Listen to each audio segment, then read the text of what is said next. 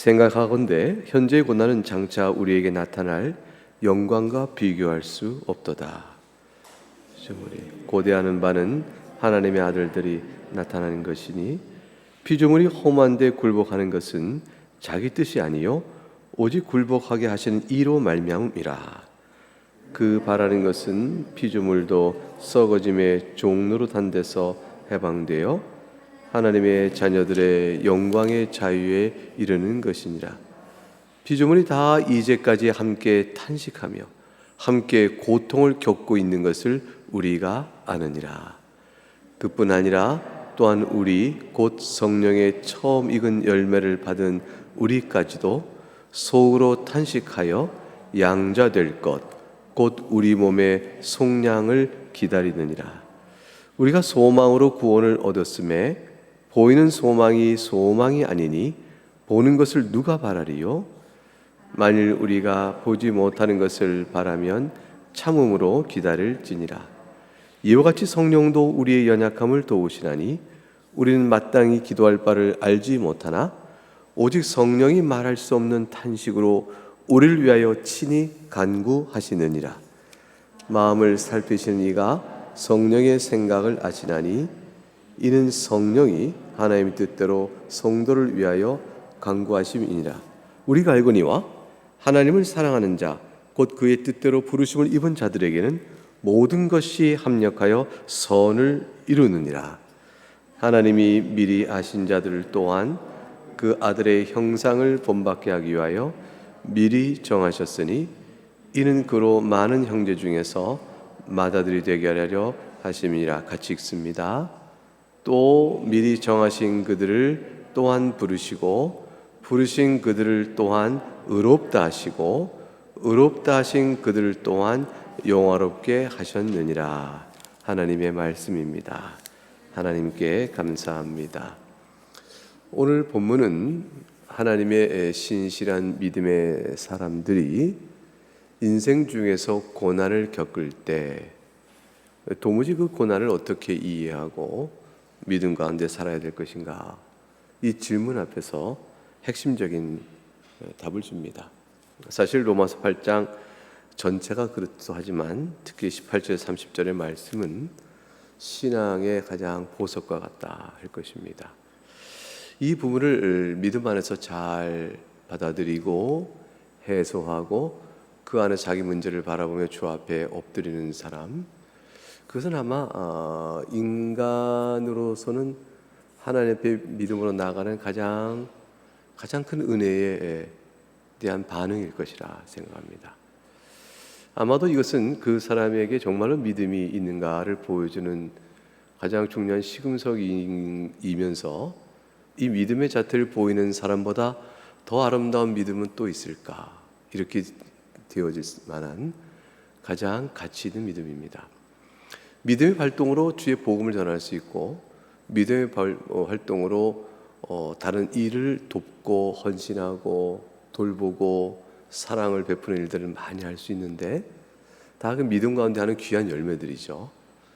그 모든 것들을 다 해도 오늘 본문에 나와 있는 이 내용에 따른 고백이, 진실한 고백이, 또 하나님에 대한 신뢰가 그 안에서 불안정하거나 흔들리고 있다면 그 모든 헌신은 결국 묘하게도 하나님 앞에서의 불평과 또 자기의의 근거와 또 원망과 이런 것으로 쉽게 변질될 수 있습니다. 우리가 하나님을 사랑하는 모든 사랑, 그리고 이웃을 그 사랑 때문에 사랑하는 모든 사랑이 참되고 진실된 것으로 변질됨이 없이 지속적으로 유지되는 소금과 같은 것, 그것은 바로 로마서 8장 방금 읽은 본문에서 나오는 이 신앙입니다.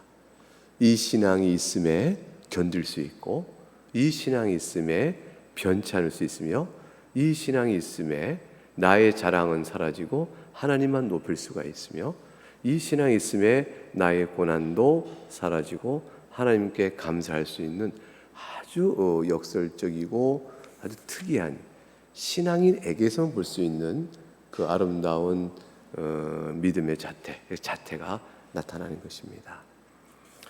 내용을 좀 몇 가지 살펴보겠습니다. 왜 그렇게까지 말씀할 만한 것인가? 모든 피조물은 다 죽음의 권세 아래 놓여 있다. 이게 이제 20절에 나와 있는 말씀이죠. 왜냐하면 20절에 보게 되면 피조물이 허무한데 굴복하고 있다 이렇게 되어 있어요. 이것은 자기 뜻이 아니요 이렇게 되어 있죠. 피조물은 온 세계가 허무한데 굴복되어 있다. 그것을 이제 21절에는 썩어짐의 종로로 타는 것이다 이렇게 되어 있어요. 그러니까 파괴되고 존재가 상실되는 죽음이요, 썩어짐이요, 이런 게 다 파괴되고 질서가 무너지고 지키고 싶은 것이 무너져가는 그것이죠.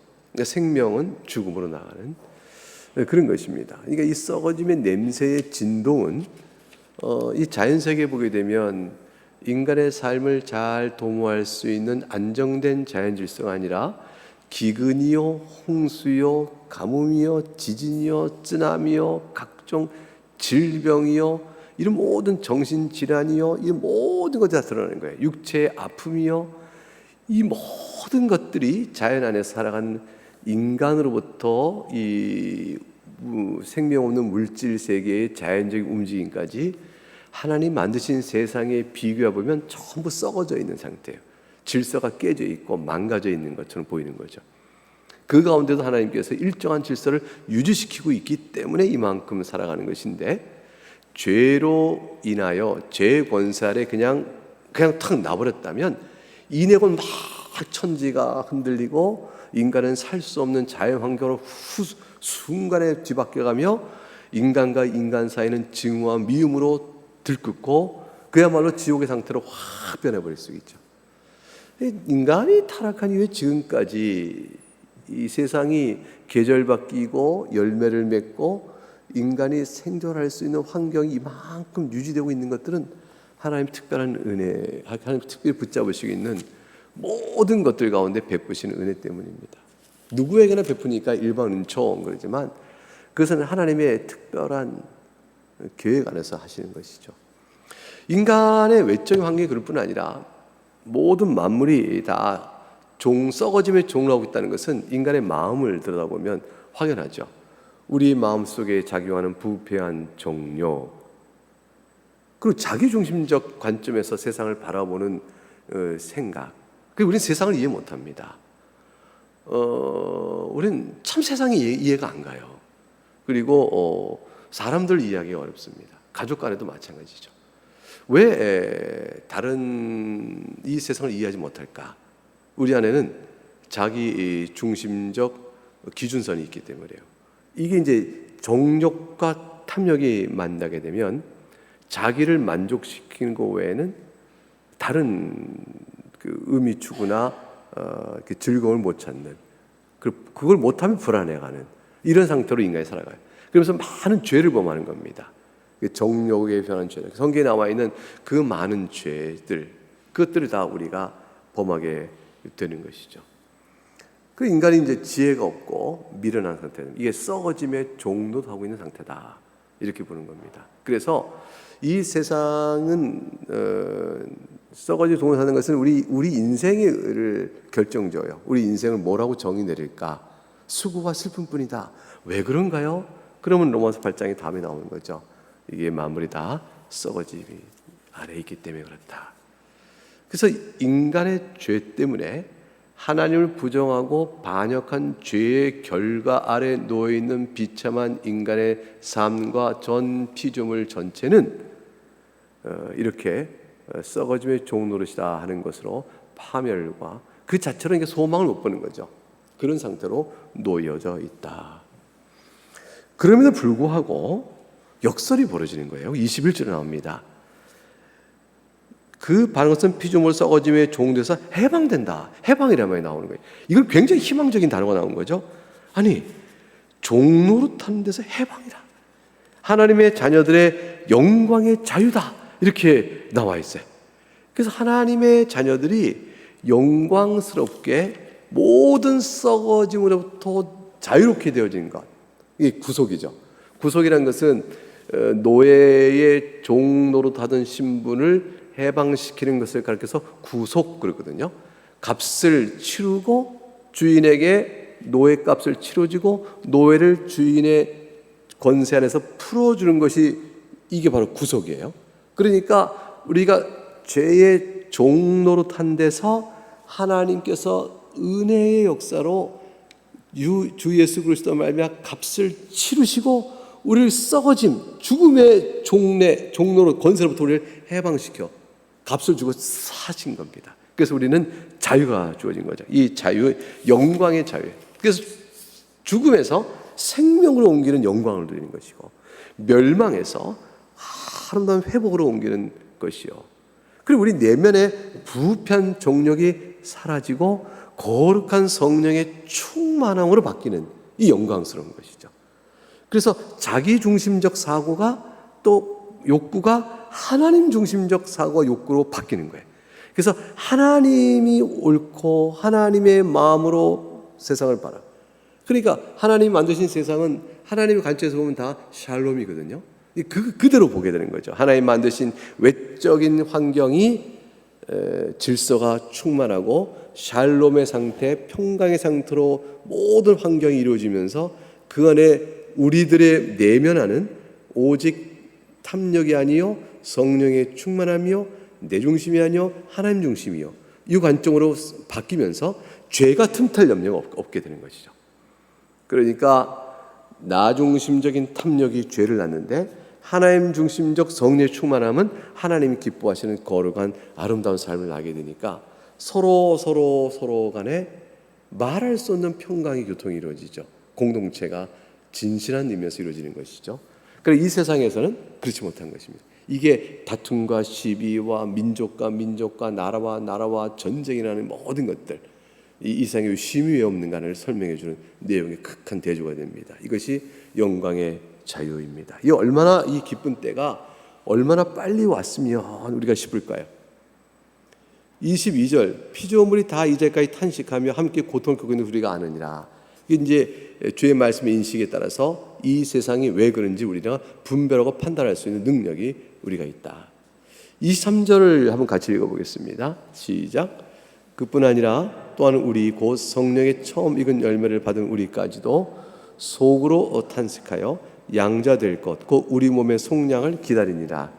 우리 몸의 속량, 이 속량이 구속입니다. 우리 몸이 노임받는 것, 그게 이제 아까 말했던 21절에서 종노릇한 데에서 해방되어 영광의 자유의 이름, 그것을 23절에는 몸의 속량이라 이렇게 설명했습니다. 이 몸의 속량은 몸의 구속 그리고 양자될 것, 신분이죠. 이 모든 것들은 영육 간에 우리가 구원받을 것을 탄식하며 기다리고 있다라는 것이에요. 이 기다림은 언제 이런 일이 이루어질까를 기다리는 것인데 희망과 약속을 받은 자로 기다리는 거예요. 그러니까 소망 없는 자가 그랬으면 좋겠다라는 그 꿈을 기다리고 있는 것이 아니고 이미 약속된 사실을 받으니까 이 감격스러운 때를 속히 보고자 원하는 마음에 지금의 상태와 비교하여 그날이 빨리 왔으면 좋겠어요 라는 의미의 탄식과 기다림이에요. 그러니까 희망 있는 기다림이에요. 희망 없는 기다림이 아니고, 탄식은 절망의 탄식이 아니고 그날이 약속되었어. 그러니까 그날이 빨리 왔으면 좋겠어요 라고 그날의 영광을 바라보며 현재의 이것과 비교하여 탄식하며 기다리는 것이죠. 그러니까 메달리스트가 1등을 했어요. 근데 메달 수여식을 하고 받아야 되는데 그게 뭐 한 5년 뒤에 한다고 그래요. 그러니까 얼마나 기다리겠어요. 바로 줘야지. 이게 말하자면 그런 기다림이에요. 우리에게는 주 예수 그리스도의 재림하여 이루어질 영광의 나라, 또 우리 인생이 끝나면 곧 갈 낙원의 그 행복을 다 우리가 말씀을 통해서 알고 있는데 그 인생의 그게 주님 재림 때는 언제일지 모르잖아요. 언제일지 모르고 다만 바랄 따름이지만 그래도 내 인생의 그때는 우리가 분명히 알잖아요. 길지 않다는 거 안단 말이에요. 길지 않다는 걸. 뭐 우리 가운데서 여기서 지금 아무리 젊은 사람이라도 100년 더 살 사람은 없는 거니까.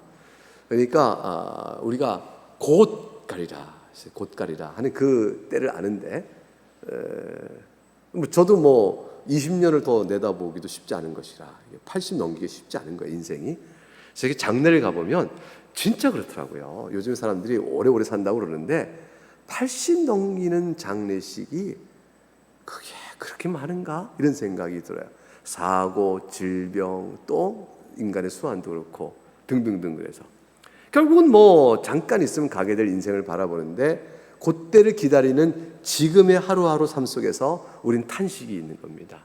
그것을 기다립니다. 영육간에 다 구원받기를 바라는 거예요. 그러니까 내 마음에 있는 부패한 정욕에 의한 죄성 때문에 괴로워하여 속히 그날에 내 마음이 성령의 충만하기를 바라는 그런 거룩과 사랑에 대한 희구의 내면적인 아픔, 갈등, 괴로움, 번민, 곤고, 이것뿐만 아니라 이 심령의 가난함과 애통의 마음뿐만 아니라 이것이 있으면 더욱더 바라죠. 몸도 그래요. 몸의 구속이란 말이 있듯이 우리가 예수님의 우리 구원은 부활로 상징하듯이 몸의 부활이 있는 것처럼 실제 우리 몸을 새롭게 하시거든요. 그러니까 지금의 몸으로 인한 고통이 없는 거예요. 지금 몸에, 예수님께서 마태복음 8장에 보게 되면 베드로의 장모의 열병으로 누웠을 때 그 장모의 열병을 고쳐주십니다. 고쳐주시고 이사야 선지의 예언이 이루어졌다고 말해요. 마태복음 8장 17절인데 우리의 연약한 것을 담당하시고 병을 짊어지셨도다. 예수의 십자가에 달리신 죽음이 우리 연약한 몸과 질병을 담당하신 것이라고 해요. 이게 왜 이렇게 표현했을까요? 이게 영적인 구원뿐만 아니라 실제로 죄 아래 살아가는 이 인간의 몸의 질병적 고통을 주님은 같이 구원해 주기를 원하시는 거죠. 그러니까 이 땅에 사는 동안에 병을 앓잖아요. 몸의 병을 앓으면 구속의 기쁨을 알아야 돼요. 그러니까 내가 내 마음의 죄의 흔적과 이 연약한 성품과 이런 것들이 작동할 때 주님하고 엎드려 성령의 은혜를 구하듯이 몸이 병들어 아플 때 주님, 그리고 이 낫게 주신 부활의 약속, 새 몸 주신 약속으로 인해서 기쁨이 달아붙어야 돼요. 이게 그것도 바라보는 소망이에요. 그러니까 잠시 이 땅에 사는 동안 몸도 아프고 잠시 이 땅에 사는 동안 마음도 심령도 아픈 거예요. 이게 지금 본문에서 말하고 있는 겁니다. 그래서 우리가 탄식이 있어요. 이건 피할 수가 없어요. 예수 믿는 사람들도 중생자도 피할 수 없는 겁니다. 그러나 반드시 새롭게 주신다. 몸과 영혼을 다 새롭게 주신다. 그날의 일을 건강하고 맑고 아름다운 몸을 소망주에 바라보는 것이죠. 한번 생각을 해보세요. 얼마나 그 몸이 그럴까. 그래서 23절에 보니까 성령의 첫 열매를 맺은 우리들이다. 그래서 우리의 성령의 보증이 되어 있습니다. 우리 마음속에 이 모든 어마어마한 약속이 성령 하나님께서 우리 안에서 증인으로 서 계십니다. 그래서 우리의 삶은 앞에 있던 17절과 18절 말씀, 우리가 18절부터 읽었는데 17절과 18절 이어서 한번 읽어볼까요? 이어서 10절, 로마서 8장 10절과 18절 이어서 읽으면 시작. 자녀이면 또한 상속자 곧 하나님의 상속자요 그리스도와 함께한 상속자니 우리가 그와 함께 영광을 받기 위하여 고난도 함께 받아야 할 것이니라. 생각하건대 현재의 고난은 장차 우리에게 나타날 영광과 비교할 수 없도다. 장래의 영광 때문에 현재 고난을 받지 않아도 되는데 억지로 받아야 한다는 것은 아니고요. 우리가 장래의 그리스도의 상속자요 하나님의 상속자로 우리가 영광을 약속받고 있는데 그 영광의 약속을 때가 우리에게 주어지기 전에 우리는 그것을 받을 사람인데 고난도 이 땅에서 받게 되어 있는 것이다. 그럼 현재 고난은 무슨 의미가 있습니까? 장래의 영광을 바라보며 빨리 그날이 왔으면 좋겠다는 바라는 간절함만 더 주는 것입니까? 그게 아니고 현재 사는 동안에도 현재 고난이 우리에게 주는 큰 유익이 있는데 그것은 뭐냐면 하나님만을 더욱더 바라게 하시는 거예요. 그 이제 24절과 25절입니다. 읽어보겠습니다. 24절과 25절 시작. 우리가 소망으로 구원을 얻었음에 보이는 소망이 소망이 아니니 보는 것을 누가 바라리요? 만일 우리가 보지 못하는 것을 바라면 참음으로 기다릴지니라. 결국 뭐냐면 하나님을, 소망을 주신 하나님을 더욱더 굳건히 붙드는 것입니다. 내게 이 소망, 영광, 장래 영광의 소망, 영육간에 새로워지는 부활의 아름다운 때를 약속하신 이가 하나님이시오. 그분께서 사랑으로 나에게 반드시 이루어 주실 것이요, 그분의 전능성은 이것을 반드시 이루실 것이며, 이것이 이루실 것임을 이미 그리스도께서 이 땅에 오셔서 보이셨사오매, 그러므로 내가 하나님만을 의뢰해야 합니다 라고 나가는 거죠. 하나님만을 절대 신뢰하는 거예요. 그거를 배우게 하시는 거예요. 이 땅에 사는 동안에 그를 더욱더 의지하게 하시는 겁니다. 그 의지하는 믿음 속에서 주님께서는 궁극적인 완성된 답을 주시기 전에 그 응답의 그림자 같은 흔적을 조금씩 응답해 주셔요.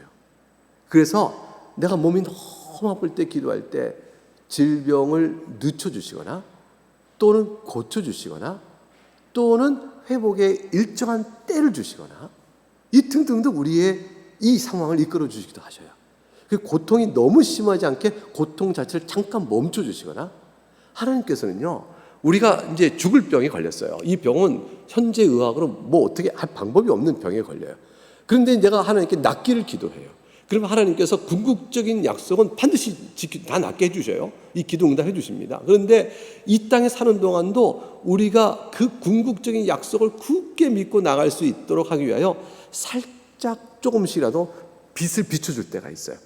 그렇게 아픈데, 그렇게 고통스러운데 고통을 잠깐 이길 수 있는 힘도 주시고, 또 질병의 속도가 잠깐 멈춰 늦게 나가도록 하시고, 또 일정하게 한 1, 2년 질병이 자라지 않도록 하시다가 2, 3년 뒤에 그것이 더 커갈 수도 있어요.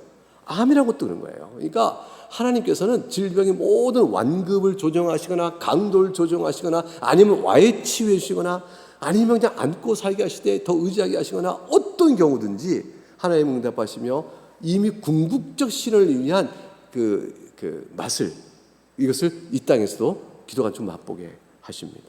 그런 상황 속에서 하나님을 의지하게 하시는 거예요. 더욱더 의지하게 하시는 것이죠. 그래서 우리에게 있어서 하나님의 응답이 어떤 경우는 한 번에 완전히 이 땅에서 누릴 수 있도록, 어떨 때는 더 궁극적으로 바라볼 수 있는 이렇게 디딤돌로 주시는 응답도 참 많으셔요. 디딤돌로 주는 응답도 많다. 그거 디딛고 궁극적 약속 바라고 또 힘내 살고, 그거 디딛고 하나님 또 건너갈 강물이 있어요. 저까지 어떻게 건너가요? 근데 디딤돌 딱 하나 또 주셔서 하나 또 건너가고, 근데 또 강물이에요. 하나님 또 디딤돌 주시고. 그러나 완전한 평온한 초원은 그날의 궁극적 약속은 주시는 걸 믿고 바라라. 이렇게 하나님을 더 의리하게 만드는 것이죠. 그래서 시편 119편 71절에 고난당한 것이 오히려 내게 유익이 됐다. 내가 주님의 뜻을 알게 되었다. 이렇게 말하는 것이죠. 이런 상황 속에서 이제 약속된 말씀이 그 유명한 말씀입니다. 26절부터 30절까지예요. 이때부터 26절부터 30절까지의 성령께서 우리를 말할 수 없는 탄식으로 친히 간구하시며 마음을 살펴나신 이가 성령의 생각을 아니, 하나님께서는 성령이 하나님이시니까요, 우리 마음을 다 하셔서 하나님 뜻대로 그 과정을 이끌어가도록 성도를 위해 간구하니, 우리가 이 은혜를 입고 있는 우리는, 자 보세요, 내가 기도하는 것 같으나 성령께서 내 기도를 이끌어가고 계신 거죠. 그리고 하나님께 기도하실 때 우리를 이끌어 가셔요. 그리고 28절에 그래서 모든 것이 합력하여 선을 이루는 역사를 이끌어 가십니다. 사랑하는 교회 여러분, 이 모두가 합력할 선을 이룬다는 것을 사람들이 착각하고 있는 게 뭐냐면, 결국에는 내가 원하는 것이 주어져, 이렇게 생각하는 거 생각할 수 있어요. 지금은 어려워. 그러나 나는 이 사업이 잘 됐으면 좋겠어. 합력할 선을 이루어 사업이 잘 될 거야. 나는 지금 병이 있어. 합력할 선을 이루니까 병이 날 거야. 합력할 선을 이룬다는 선을 내가 바라는 것과 똑같이 여기면서, 하나님께서는 모든 지금은 내가 바라는 일이 이루어지지 않지만 그러나 그 일이 마침내 내 인생 중에 보게 될 거야. 선을 이루시거든. 이렇게 해석하는 사람들이 있어요. 근데 그 뜻이 아니에요. 합력하여 선을 이루신다는 것은 궁극적으로 현재 나가는 길이 궁극적인 완성이 이루어지지 않을지라도 내가 가는 길 하나하나는 결국에 하나님을 의뢰하며 나를 향한 하나님의 지극한 사랑이 완성적으로 나타나는 것을 보도록 이끌어 가시는 길에 있는 것이다, 이거예요. 그래서 나를 향한 이 어떤 일도 하나님이 선으로 이끄시는 일이다라는 걸 말하는 것이에요. 내가 지금 인생 중에 그 답을 볼 것이다 라는 뜻이 아니에요. 그 답을 볼 것이었다면 히브리서 11장에 나오는 그 많은 믿음의 선지자는 다 답을 못 본 사람이니까 합력과 선을 이루고 못 본 사람들이 되어지는 것이죠. 그게 아니에요. 이 땅에서 내가 질병 가운데 고생하다가 결국은 나음을 잊지 못하고 질병 가운데 그 질병 때문에 인생의 연한을 채워요. 근데 그 질병 때문에 인생의 연한이 남들처럼 장수하지 못할 수 있어요. 그럴 수 있지 끝났죠. 합력과 선을 이룬 게 도대체 뭐가 있을까요? 그러나 그것 단체 하나가 하나님께서 선하게 이끌어 가시는 방향을 위하여 사용되고 있는 것이다 라는 거죠. 그 과정을 속에서 그 성도가 나를 향하신 하나님의 선하심을 고백할 수 있게 되는 거예요. 그렇게 나가시는 거예요. 그 때때로 빛을 주시고 때때로 작은 응답들 때때로 열어주는 것을 위로하게 하시고 힘을 내게 하시고, 어떤 사람이 너무 물질이 필요한데 물질이 주어져서 한시름 났다, 이번 달은 어떻게 견딜 수 있겠어? 그게 바로 궁극적인 응답에 대한 하나의 작은 빛이거든요. 의지에 살게 하세요. 그 다음 달 다시 어려워요. 그럴 수 있지만 또 의지하게 하시는 거예요. 이렇게 나가는 힘을 얻어주시는 하나도 결국은 하나님을 바라보게 하신 거죠. 그래서 29절에 보게 되니까 그 아들의 형상을 본받게 하는 것이라. 결국은 어떤 고난 속에도 하나님을 부르짖고 나갔던 예수 그리스도를 생각해 보시는 거죠. 예수님께서 광야에 굶주린 40일간의 금식 가운데 시험 속에도 하나님만을 의지하시고, 겟세마네 동산에서도 땀방울에 핏방울 낼 때에도 하나님만을 의지하시고, 십자가에 달려 곳에도 나를 어째 버리시나이까 하지만 끝내 나의 하나님 신앙적 관계를 결코 잃어보지 않으신 주님, 죽기까지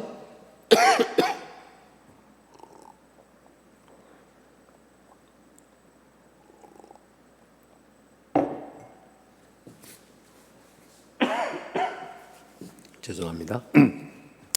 죽기까지 순종하신 예수 그리스도의 그 마음, 그것이 다 하나님의 아들 형상인데 그걸 담도록 우리를 이끄신다 그 말이죠. 그걸 담도록. 그것이 이제 합력의 선을 이루어 가지는 내용이에요. 궁극적인 선이죠. 30절 같이 읽어보겠습니다. 시작.